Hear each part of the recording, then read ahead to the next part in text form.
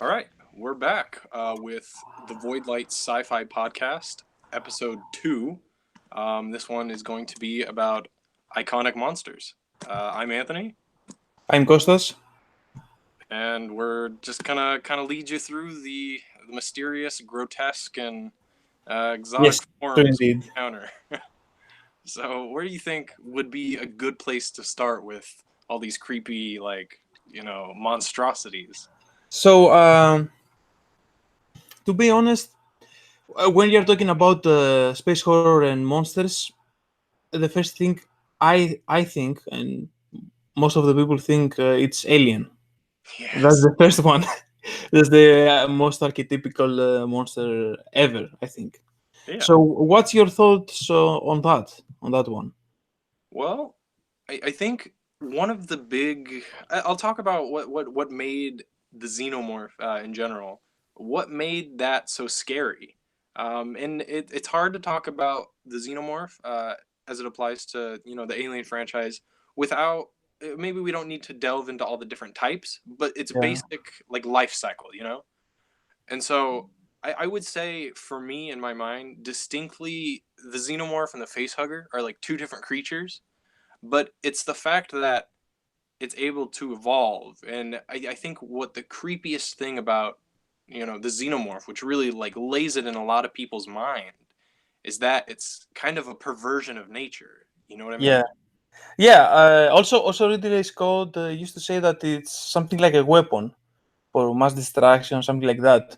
And the amazing idea is that it uses you as an egg that is going to break after. Yeah. So that's the scary part. Yeah, And scary I part. think a lot of we couldn't talk about Alien and the xenomorph without mentioning H.R. Giger. He is fundamental to the creature itself, but these kinds of things came from his mind. So it's this very he already has the style of like a really grotesque, evil, abyss-like creatures. I believe he's done some work on the Necronomicon, but Yeah, he really embodies those perversions of nature, and so the alien and its life cycle really put forth the idea, or really try to mimic, you know, life and death, but putting a very disgusting twist on it. It's like a violation of nature, yeah, yeah. yet it's the perfect creature. Of every other being, the scariest part when you visualize alien is that it does not have eyes. Yeah, that's Because right. yeah, It's that's the opposite. That's the opposite of okay, looking at a cartoon or yeah. a kid, something innocent that have big eyes. So something. It's a trick that we also do when we are drawing a character and we want to make him scary. We draw smaller eyes, but Alien does not have. Xenomorph does not have eyes. Yeah, and it's weird. In some cases, they even have like a human skull, depending on how they've kind of Yeah, yeah, been created or how they've been birthed. They'll have their outer layer, which is super gross already. It's just like this really long head, but they have this like human skull underneath this gel, and it's so just it's taking something we know very well, like the human form, like biology, and it's twisting it into this unrecognizable form, but it's still there. That primal fear, of something semi-familiar is still there. And yeah, that's played with really well. Um, there's an example of what am I, the xenomorph, and the way it works is alone like awkward, but it's yeah, the way it moves, the way it reacts to things. It's very uh, strange. It's more than strange. Strange is kind of a bad placeholder word for it, but it's very unhuman. I know that sounds kind of funny. It's yeah. a creature, but it's very foreign as far as that goes. In my mind, I always compare Xenomorph Alien, a very unknown creature from space 1999. You know me, you know about this, about my obsession with that creature and that episode. The episode is called Dragon's Domain from Space 99 season 1. It's about an astronaut, Cellini. I don't remember his first name, and he's fighting the dragon. So in the series, they call it the dragon. And why I compare it a lot to the scariest monster I can find in my mind, it's because no matter if it's a cult monster because of the special effects back then, for those that they have seen the episode, and I don't think there are so many people that have seen that episode and know about that monster on Dragon's Domain, it's the first thing, it's the sound when Cellini wakes up and sees the dream of something moving, a weird object like two mirrors clashing, Yeah, and here's a sound. It's very difficult to imitate. it's like a whistling. Yeah, it's like Yeah, really it's like many bees, but with a microphone, something like that. So when that's how the episode starts. When he wakes up, sees that weird shaping thing, and hears that sound, and that's something that happened to all of us. We wake up, we are in that dream state, and we're awakened, and we see something in the shadows, and we think that this is something evil or a monster or something like that. yeah. And he also hear the sound, and you understand that it you basically you don't understand exactly if it was his imagination or that thing really existed in the room, and that prepare us for what is going to come, because he's going to face the monster for the last time. They are very close in Moonbase Alpha to that graveyard of spaceships. I Yeah. remember watching the episode, that graveyard of spaceships that Yeah, this monster used to transport and eat everybody. yeah, and so The there idea, were no signals to anywhere else because he's yeah, just yeah, cut off everything. it's a common thing because okay, if you have aliens in space, okay, I'm not, xenomorph. It's like a graveyard of spaceships, and even if you have alien, okay, an alien, it could not. Yeah, well, it can because doesn't have much of a problem getting out of space Not because very of the efficient. amazing skin, etc. But it will not be that effective getting from one spaceship to another spaceship. It will take time. But this motherfucker, the dragon from Dragon's Domain, he can teleport, I think, through air. Yeah, it's I not mean, specific, but he definitely has like telepathic powers. yeah, it's but the teleportation that you open you're in on your spaceship, right? And you want to discover it's the perfect trap. It's like a spider to me. You want to discover, oh, why so many spaceships from those different alien worlds they are together. Yeah. It's like they are a team or something.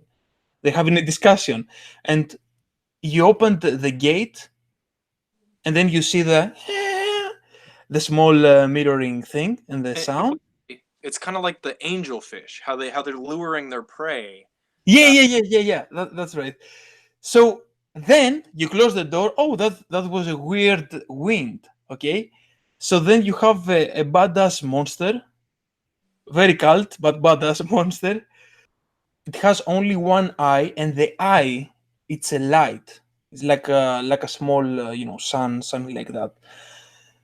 And the worst part is how it kills the prayer. yeah. It's like getting in your mind, and you're getting closer, and you don't want to get closer because you feel the fear. Imagine of an alien having telepathic abilities and tell you that you are getting closer no matter what. You have a brain, I can Yeah. control your brain. You're getting closer, and I'm eating you, Well, and you live in the horror. That's the amazing part. You live in yeah. the horror. Yeah, There is something that really embodies your fear, and I think madness is yeah, really we again we're slipping down the slope to Lovecraft, but before we get there, I think there's something I noticed. I'm just now kind of drawing the correlation between is something like the monster from Dragon's Domain uh, Yeah. in Space 1999 versus the Thing.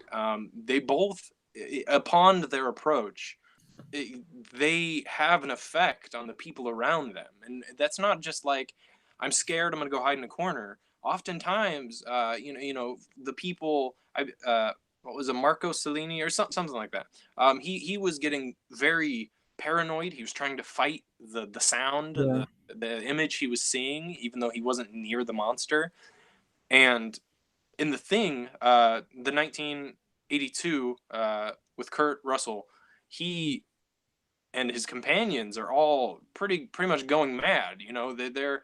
whether they're the Thing in disguise or they're affected by the paranoia of not knowing who around you can trust. And I think that is something that is, and I think while I was saying they embody your true horror, the good iconic space monsters, is if the monster isn't doing anything in particular, but it's causing you to bring out something like madness, I Yeah. think it's doing its job more than something like, a xenomorph running up on you and eating you or something like that. It's using you as your own weapon.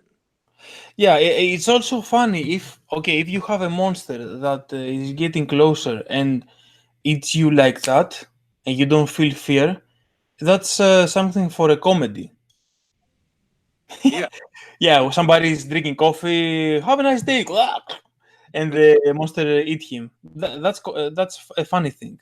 Yeah. So you have to break down. The monster have to break down your mentality as a human being. We know how important are the mental issues can be, and if you are getting our minds destroyed, then the body is nothing. Yeah.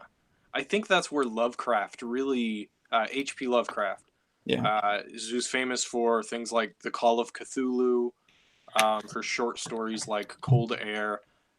He really transcended uh, the the space monster. I would say it kind of reaches to all sort of monster stories. And he took something that was in the vein of invoking, humanity's fear, but he took it to a whole new level.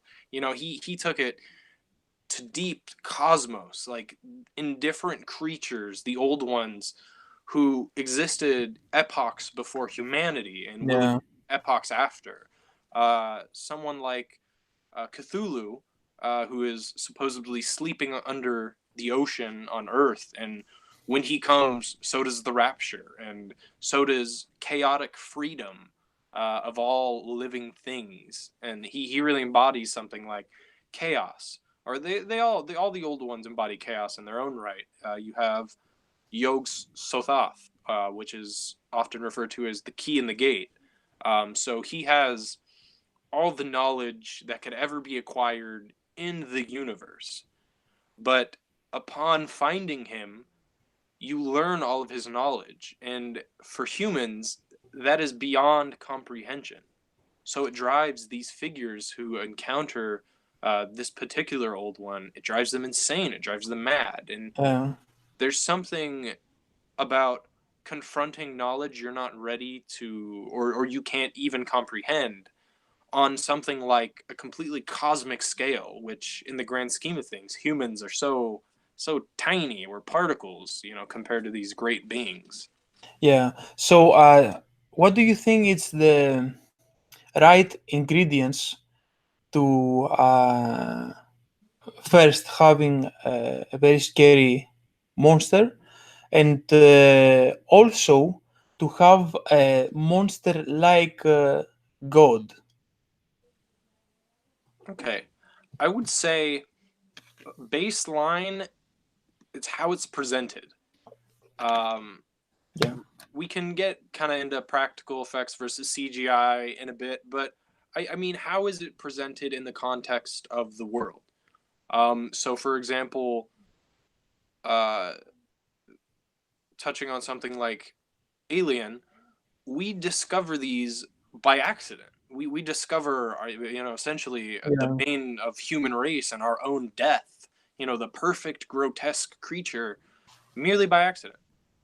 We stumble upon it. We find it in a ship, and human curiosity, gets the best of us, and we're really presented with its first disgusting form, the face hugger. I think it was always an accident. For example, you have a tribe when we were cavemen. They went for hunting, and then they found out, oh fuck, there's a tiger here. So the way Alien works, it's a team of scientists, not cavemen, because we are more civilized. Go somewhere not to take food, but for exploration, Yeah. and they stop on the monster, and that's, I think, the archetypical way of saying the story. We're just here for a journey or to get food, and this thing happened. Yeah, and I wouldn't say every monster can necessarily be put in the same category. Like, Yeah, every monster's scary in its own right, but you have something like the Rancor from Star Wars, Return of the Jedi. You have something like a creature that Luke is encountering by falling into a pit. It's like an instant conflict, like a danger. And yeah, for me, and especially embodied in something like the hero of the Jedi, he's shocked. He's not scared. But to us, it's equally as dangerous as a situation versus something like the Thing that, albeit dogs, they are scared that their friend is becoming this nasty, grotesque spider of an animal. And I yeah. think that's an important divider going forward when looking at monsters. So I would say the Dune worm. It's a monster, and it's indifferent. I would I say. think I think that's the second part of my question, because the worm, it's not a god, but it's a godlike creature because of the size. It's like a giant. Yeah. So what about the ingredients to make a godlike creature? I think we keep repeating the word indifference is a big thing. So, uh, similar to the way we talk about the emergence of superintelligence as being like humans and ants, Yeah, uh, I think there's a big dividing line between a creature that's very godlike, that's very prophetic, or it's this, it guides us through the universe. Um, I don't think they would necessarily care about the humankind in general. If they are a benign creature, they would encompass the cosmos just as someone like like a planet, people. like something that does not have maybe a soul in my Yeah, mind. It's like an asteroid. Okay, maybe I will kill all those people, but I'm an asteroid. I don't care. It's like, yeah. Something you yeah, just brought to my mind is Ego from Guardians of the Galaxy. Somehow it always yeah, makes its way in there, but Ego as a giant planet, it's actually I would consider that a space monster, and so he is. yeah, I would say godlike. Well, he yeah, is a god. He's a celestial. yeah. Uh, Celestial. and so he is neither I would say benign nor like really out to get people, but he's growing, he's trying to consume the universe, and I think that disregard for other life, kind of the selfishness of drive, really separates things that are cosmic entities away from small things like the Sarlacc, or things like the Xenomorph or the Facehugger. Yeah, the thing with Ego, the planet, it's like what makes it more human like. First of all, takes human form, and then also you can hear the voice. Imagine the bummer if you watching an alien movie and the xenomorph can talk and be like, "Oh, I'm going to eat you." It's like, you know, I have a second jaw, and we're gonna have something going here in a second. yeah, yeah, yeah, yeah, Yeah, I think. s- it really depends. You know, saying a space monster, we have to really pin down whether we're going for something like horror or if it's just like what's his name, Salacious Crumb or Jabba the Hutt even. I Yeah, would say they're both monsters, but they're those. That's where you start to toe the line where, hey, I can relate to you as a nasty creature because I can talk to you. yeah, that's Uh, true. Whereas something like Annihilation, Annihilation, yeah, came from the same director as Ex of Machina. Ex Machina. Yeah, Yeah, the monsters, the creatures in that, they were terrifying. They just really embodied that sort of chaos because Natalie Portman's character and her colleagues are going into this unknown space, and it's these creatures are like the amalgamations of the monsters they consume. you just said something really important. You have a monster that can imitate your voice, the voice of the victim that he ate. There is a monster that eats somebody and takes his voice. So it's not the voice of the monster. Yeah, Using the brain and the voice just to take more prayer. So that's, I think, the only way you can not make it funny or relaxing, and also make it much more horrible to use it as a weapon. That's the weapon of attracting and killing. I And it, believe in. I didn't expect to touch on so many examples of this. We we were like space monsters, and then now that I think about the larger sci-fi genre, something the thing you just mentioned was actually used before. The first example of that I saw was in the Hunger Games Catching Fire. So yeah, Katniss is in the arena, and it's split into like a clock, and one zone has like these weird birds, but those birds mock and imitate the people they most care about, and sounding like they're into danger. And that really touches on what we established earlier is like the best monster I think is the most horrific is the one that reaches into you and grabs the thing you're yeah. most afraid of and forces it out because it's not doing any of the work necessarily. It's coming to you and using it's personalized. So what you might find scary is not going to be the same as someone else, but it's all going to be just as equally frightening to you. Going back to Alien, also the amazing thing is that the people that they are captured and use them as vessels, they are in that state of life and death for too long, Yeah. and then they die with something getting out of their chest. That's an amazing thing when you have a monster having you between life and death for too long.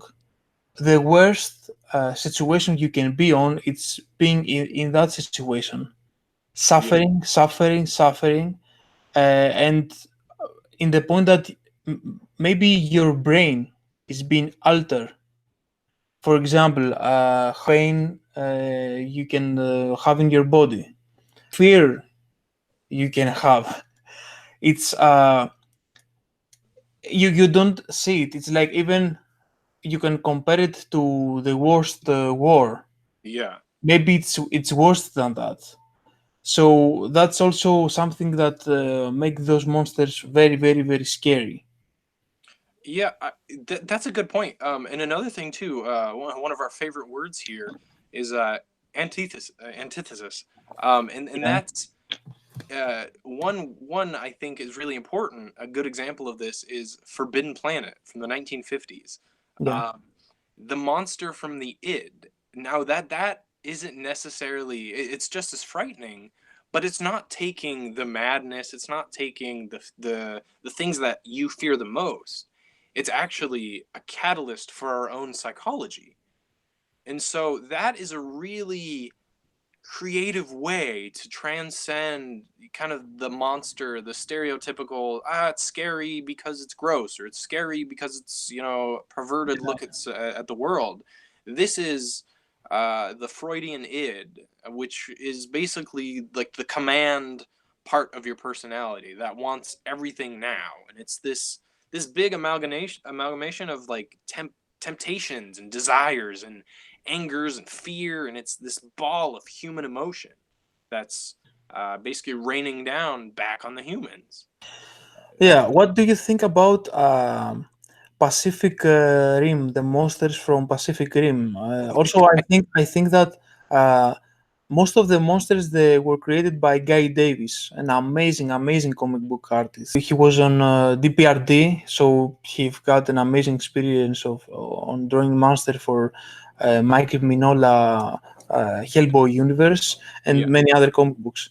they're completely Japanese in nature. Like you Yeah, can't they don't stem for me from any other thing besides like the Godzilla kind of archetype, like the yeah. big creature coming down on the city, gonna wreck your stuff. But I found Pacific Rim, and spare me for saying this, but the creature's more interesting than Godzilla. Now, while I didn't really enjoy the movie, I did like that the creatures were old. They still embodied that old, indifferent creatures that have Like existed. Lovecraft kind Yeah, of creatures. people, the creatures that have existed long before humanity had decided to set up shop and terrorize things. It was really terrorizing in the first movie, the scene with the little girl. Yeah, That's when you get that monster, scene. If you, for example, it's not a space horror movie, but if you start the movie with that scene, that little girl running away and an amazing huge big monster destroying the city, and he's the monster is going to get close to her, that origin story, that's an amazing way to start a movie. And now I'm thinking about it, and I remember the movie. It can give more depth to how scary those creatures can be, because if you see them in the screen and then you see the origin story and then you see them again, you see them with a different eye. But if you have that scene from the beginning, that yeah, makes things better. It's the same thing we were talking about. You see Vader, but the first thing that Vader does, it's striking somebody, killing somebody like nothing. So yeah, you have to see the horror before you start growing the storytelling and the mode of the story. yeah. And I think it's funny. It's funny to explore where this kind of this genre convention. I would say it's now a genre convention of Yeah, something like horror. Uh, would be the old 1930s, like them kind of movies, like the mysterious bugs from space. Essentially, yeah, when they first started, there were a lot of yeah. cheesy like ants or grasshoppers. They woke up, giant grasshoppers that woke up from underneath the earth or something like that. I hope they come back. I really hope they come back because uh, they are scary. If you have an ant really big and scary looking, it's you're going to die. It's not Yeah, going yeah. to use you just for the Um, they are very scary, and now they look funny. They do, and I think that was one of the things that really helped push it forward. Is before then, I mean, movies, films in general were still in its infancy as a craft, I believe. But as they went forward, we were experimenting with different things, like creature flicks, and Yeah, for people who had been used to whether that's ordinary like propaganda films or just the silent films, the basic, classical Hollywood kind of stuff, that veer to horrific things you don't see every day. that change with creature from the Black Lagoon. That was, I think, the first creature. It was very close to human form. Yeah, It was the archetypical, creature back then. If you're talking about a monster, it's not a coincidence that after that, you also many years away, you saw something like Predator, Alien, because they take the monster creature and they take it very close to the human form. yeah, So, talking about the creature from the Black Lagoon, you have the lake, swimming on the waters. And Yeah. swimming on the waters, you always have that oceanic feeling, Yeah. Yeah. as Freud said, and many others. Murky. Yeah. So in that feeling, when you are going swimming, you also have a sense of fear because you are in a jungle that you don't know. This summer, I was swimming in an amazing beach, and it was just some big fishes. They're not, threatening. They're like that big, and there were a lot of them. And I have my mask, okay? So I was swimming, and they start making a circle out of me, and they were a lot. I mean, a lot. And I knew that they are not going to hurt me. They are afraid of me, but I was in the waters, and it was really scary, man. I I was like, don't panic," and I start, because you could not see after those fishes. I mean, a perfect circle of fishes around you. I was very deep It's in the sea. terrifying. Yeah, it was, but they were harmless. And then I understand the scary part. It was like I watched so many movies with horror in water, and also I could not see. I was having the mask. I could not see what it was back there, Yeah. so creature from the Black Lagoon, it's an amazing creature because it looks like a human, lives underwater, so it's not exactly a human, Yeah. also because of the form, but it gets you with that oceanic feeling, the small fear you have that can be bigger, Yeah. Yeah. for example, when you are in a mountain and you're watching the mountain and you are alone or with two or three friends and you're watching the view, you have that feeling, but always that feeling of admiring admiring nature. Always the fear, it's there. It's a small one, maybe a big one, but it's there, and it's combined with admiration. Yeah, I get what you're saying, and I think there's always a fear of something that's larger than you. Not in the physical sense, obviously, but also in the more metaphorical sense. Like Yeah. so for me, something like the ocean, I'll dip my feet in, but to actually like swim in the ocean, my brain races. Like, oh, sharks and jellyfish, and Yeah, yeah. all of a you're sudden, you're in a worse situation, man. Here in Mediterranean, not many sharks. Things are easy. yeah. Yeah. I think something like the creature from the Black Lagoon is something you have to appreciate, and is also a stellar segue into someone like Guillermo del Toro, who is, I would say at this point, he's become a master of creatures in general. Yeah, But also he's the only guy in the game. He's amazing, but he's the only guy in the game. All the other directors, they are like, monsters. No. the thing with the creature of the Black Lagoon is, as you were saying, he is human, and he can swim around and he creates that feeling, but he also comes on land and he tries to kidnap the girl, and he's actually trying to save her.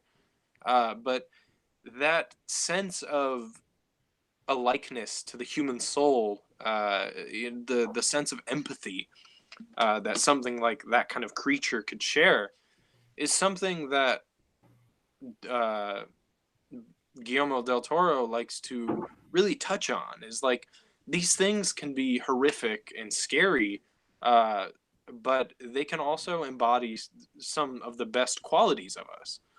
For Yeah. example, the satyr from Pan's Labyrinth. So Yeah.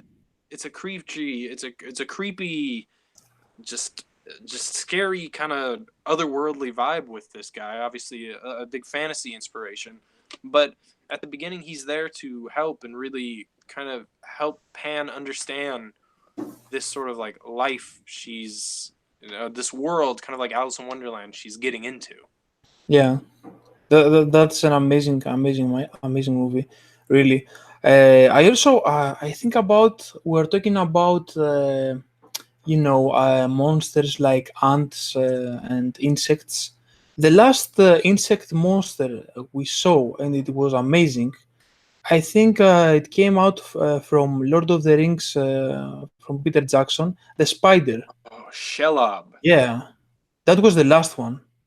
We were Yeah, like, finally, we have a good one, you know. that was absolutely wonderful, and that kind of brings us. We're kind of flowing naturally into these things. Brings us to like CGI. The use of CGI, is that make or break for you with certain aspects of a monster? I just watched a day ago Aquaman. I will get there. So they created the first of all, it's a really nice movie like Wonder Woman, very simple structure, which is a great thing. Just one, two, three, a hero's journey. It's a great movie. It's really fun. Not great, but really fun. So I realize, because we have also that discussion before about CGI, that when you have environments and you're using CGI for a movie or a series like Game of Thrones, it's great. For Yeah, example, Man of Steel, uh, crypto as a planet, a city, it was breathtaking. Seriously.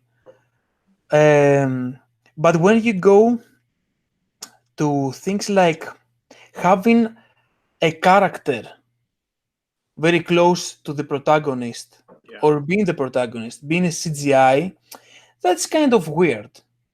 Because if you have, okay, you have the spider from Lord of the Rings, yeah, you can have a scene with it. So yeah, you have dark, you don't have you have shadows, so you can cover many aspects that maybe they will not look great. But if you have, for example, a spider like that being the protagonist and also seeing it with sunshine and other elements, you're like, ah, that's CGI. But if it's a monster just for a scene, works. For example, in Aquaman, there are some amazing monsters. That's like the best scene in the entire movie. They are in a boat and some monsters attack them. But you have thunder, you have terrible rain, things they are really bad and they are really dark. So when you have the thunder and you just see the face of the monster and the camera moves all the way around, it's great for the monsters. When you're having an amazing environment, yes, use CGI, and they are great. But when you're having one of the basic characters being CGI, most of the time does not work. Most of the time you're like, that's CGI. For example, Hulk from Avengers, he's amazing. They're doing amazing work. He actually in the last movies he works. yeah. But the best example of a CGI character that works, Jar Jar Binks. hands down, what? Jar Jar Binks.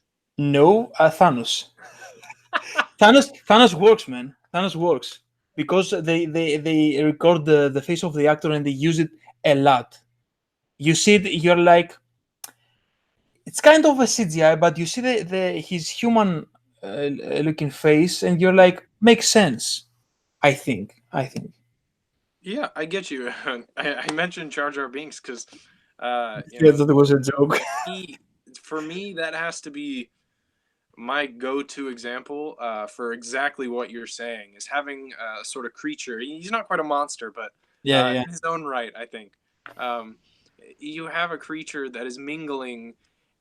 He's like a Senate member, and he's like mingling with people, and he's walking about, and though they are trying to capture this exotic, like yeah. Naboo creature, he's really gross, and it's just like it's CGI your jelly. thumb this whole time because you're staring at a computer generated thing, and I think that's where something like I was really disappointed with 2011 remake of The Thing.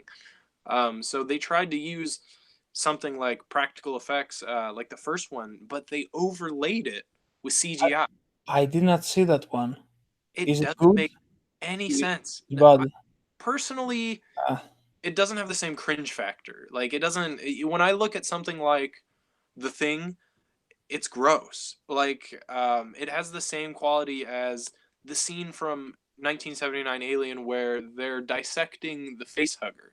Like Ridley Scott and then the special effects advisors, they use like raw meat and like yeah. different textile disgusting stuff, and that's where The thing does the same thing where it's using a lot of these gross, like, these are organic, these feel organic, they look organic, they sound organic.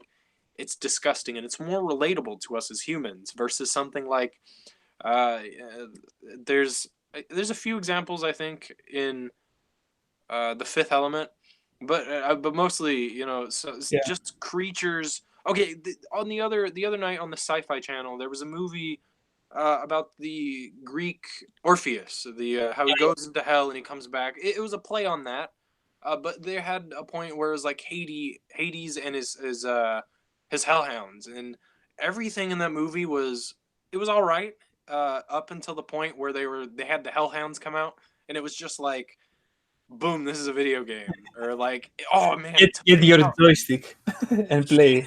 Yeah, and Player one, two players. they wanted to be so serious with how they were trying to deliver the tone, and they screwed themselves up by using something like digital effects, which I'm not saying can't be used well, like Shelob from the Lord of the Rings. That is magnificent. It was done Yeah. again to environmental effects, and it's same with like the orcs, and I mean a lot of the orcs were people, but like the giants and a lot of the clearly CGI stuff is really dependent on the world you build around it. Yeah. But it's not only if it's CGI or if it's not. It's also about the story. For example, they have amazing creatures and sets in the last two Star Wars movies. They are breathtaking. Yeah, I was really confused, especially in the last one. I saw the movie and I was like, I didn't like the movie, but I like the concept art. And the artist inside of me was struggling to understand what was my feelings, because I love what I saw as pictures. yeah. They have practical effects and CGI perfectly match. Amazing, but no story. So let's continue with the issues. Um, so also you have Starlack from Star Wars. Oh, the Sarlacc, Yeah. the bane of Boba Fett. Why, Yeah, why is it scary? Because it is scary, and we are. It's not dark. It's not. We are in the sunset. yeah. Well, It's here's more. what makes it scary. It's again, it's drawing from what the human emotions, and this one is interesting. It's time. So thrown out often when in the scenes of the Sarlacc pit is, it'll digest you over the course of 1,000 years or 3,000 years, like that. Who knows if you'll live being digested 1 year, but the sound of that just sounds way more horrific Yeah, than something like, oh, it's going to eat you and it's going to be painful, but you're going to die. It's like, no, you're going to be stuck in there for thousands of years, yeah. melting essentially.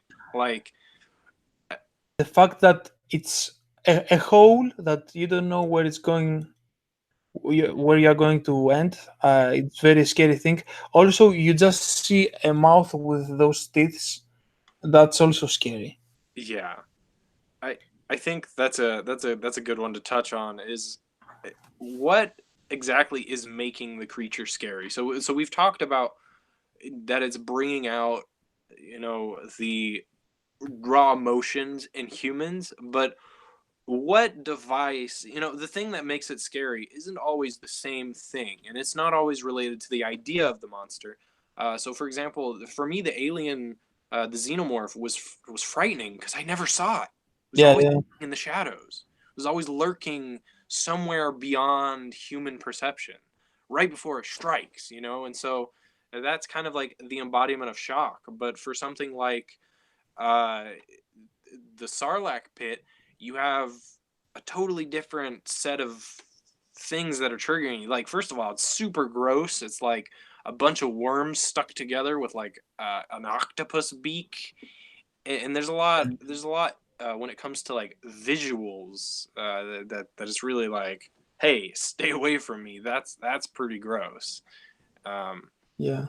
I think that's a good encompassing of that like the archetype of monster. What you also see in some of the great monsters, it's you don't see big eyes, but you see a big mouth. For example, the xenomorph has an extra mouth on an extra mouth. Yeah, it's like a Yeah, because it's you see a mouth with big teeth. Okay, eating. That's what you think. So yeah, when you see something with sharp teeth and it's getting close to the protagonist or to you, you know that you're in danger. yeah. You know I that. think something that's super frightening too is like even if you're able to comprehend, say we've met all the other baselines of hey, this is scary, hey, this is pulling my own fear, hey, this is disgusting looking. The thing it really comes down to is what effect do you have on it? How Yeah, easily can it be killed? How do you deal with this monster? So for something like the xenomorph, for having so many different adapting ways of getting at the opponent, at the prey. You know, you have something like the face hugger, which is it's quick, it's fast, it's agile, it's gonna choke you, it's gonna plant its eggs inside you. Um, but then you have something like in that the face hugger is quite hard to catch. Like I don't think there's ever really a good example of them killing a face hugger. Uh, yeah. That's the truth. Also, you have the blood that the it's very acid. toxic. Yeah, it's acid, so you cannot even get close to that thing. But I want to go parallel to our lives because we don't have monsters around. Yeah. Uh, so when you see, for example, a bee getting inside your house, many times I have that when I'm trying to hunt it or get it flee. I have that scene from the first Alien. You know when she wants to get it out of the spaceship, Shoot it and out of the airlock. Yeah. yeah, it's very you're very close to that situation. Just you have to imagine that bee being 4 meters. Yeah. Yeah, Yeah. Yeah. yeah, I absolutely like freak. You know, maybe 2 meters. Yeah, but yeah, bees aren't too bad for me, but something like a wasp or like a a yeah, large wasp. spider, Yeah, it but the wasp in your height. yeah yeah. Yeah, It's funny you say that. but I have a specific memory of when Blockbuster still existed, and I was a smaller child. We'd yeah, go there to rent movies, and I specifically remember uh, what was it? I believe it was just tarantulas or something to that effect. But eight-legged freaks. There we go. That's what it was. yeah, yeah. And so you have these giant monsters taking over the city.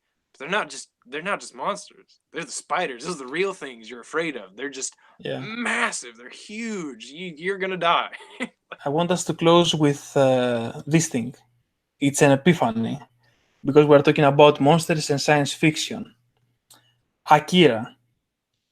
You have Tetsuo became a monster that grows and grows and grows and grows and destroying the others Yeah. by crushing them and cannot stop growing. Yeah. That's an amazing monster that does not have a clear shape. Yeah, it's something you don't really have a control over, and it just Yeah. keeps, it's similar to the thing in that aspect. A thousand monsters just growing all the time. It's like a flower, Lawson. Yeah. So, all right. So, if let's pretend no, you are the first person to make a monster movie. What Yeah, are what does your ideal monster look like? yeah. I Not will. in terms of detail, but like what is it? What is it? How is it existing? Like Yeah, I love the element. I will go back to Dragon's Domain. I want to bring telepathy. It's like Killgrave. It can convince you. I'm really into stories that somebody or something can play with your mind, can hypnotize you. I love yeah, that. that's a Yeah, good one. That would I would say to cheat a little bit. That would be my same one. So a really great example that I found recently was in a short story called The Wub by Philip K. Dick. and it's like this disgusting pig like creature, but I they haven't get read that in one. there and they're like, hey, we're gonna eat this, cook it up, see what it's made of, and then it's like, are you sure you want to do that? And it's like speaking into their mind. I think that's like to Uh, expect one thing and to get another uh, completely throws people for a loop. oh, that could be amazing, man, to have a story with some thieves or, some scams trying to do something bad. And Yeah, yeah, yeah. Basically, the monster is the moral hero there. yeah, All that's, right, that's a great so antithesis. I would say that wraps up our second episode of the Yeah, Voidlight podcast. It was a blast talking about and exploring all these different monsters, and yeah. we look forward to seeing you in the next one. Yeah, we didn't did that in the beginning of the episode, but let's hear from you about Sub Zenith and your work. The latest episode of Sub Zenith, the Yep. Abstract Metropolis. With that Really, awesome title. yeah, yeah. Believe it or not, it came to me just with some dreams. A lot of my it's funny. A lot of my work just kind of comes from dreams, and then I'll take it from there and turn it into whatever it becomes. But really, so the Abstract Metropolis is an awesome idea that I kind of got from someone like Elon Musk, who really is trying to pioneer the future. But it's just this gray, crazy, autonomous, infinitely crazy city. But in my mind, it holds this sort of retro futurism in its heart. And that's a very in this episode, I've been trying to establish really important locations we could potentially return to after Sub Zenith. But Yeah.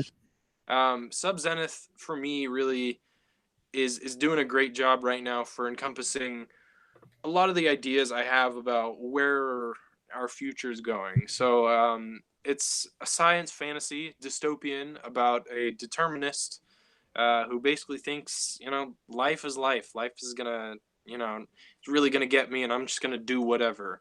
And his journey through the slip space colonies really helped to bring some heart back to him, and help him open his eyes to what can be done about bettering life. For everyone around him. But he definitely has some rude awakenings coming his way. In this episode, we were talking about space horror and monsters. So now I have to ask you: is that possible that you are going to create a story with a monster, the hero fighting the dragon? Oh, definitely. Yeah, It's yeah, I'm waiting for that one it, because you were well, asking about monsters. Yeah, I want to draw monsters. So yeah, it will be awesome to draw a monster for Subsenit, man. Will well. be great. Once Sub Zenith is through, we're almost there. We're halfway to the crisis mark. Once that's through, we got another smaller 3-part short story plan. But it's all about monsters and madness and greed. Awesome. That's Yeah, great. everybody will love it. So you can find any new posts, any new short stories at Voidlight Sci-Fi on Instagram. You can also find us on Tumblr and Medium if you use those. And we try to post weekly content, weekly short stories, and art, and really blast your imagination far out. Guys, just interact with us. We're trying to make something good here. We're going to create an amazing content with podcast and Sub Zenith and Voidlight Media. So we will keep up the good work, and we will find what we're seeking. We want to find why science fiction give us so many things, from philosophy to storytelling, just storytelling, to uh, uh, a futurism, thoughts for the future, why it's a monologue for the humankind, and why we have a need for it, and also why you see so many people, and you see it also in pop culture. It's everywhere. Science fiction, it's everywhere. we want to find the archetypes and keep going and doing our stuff. So thank you very much for watching. I couldn't have said it better, my friend. Yeah, That was enjoyable. Thanks. so see you in the next one.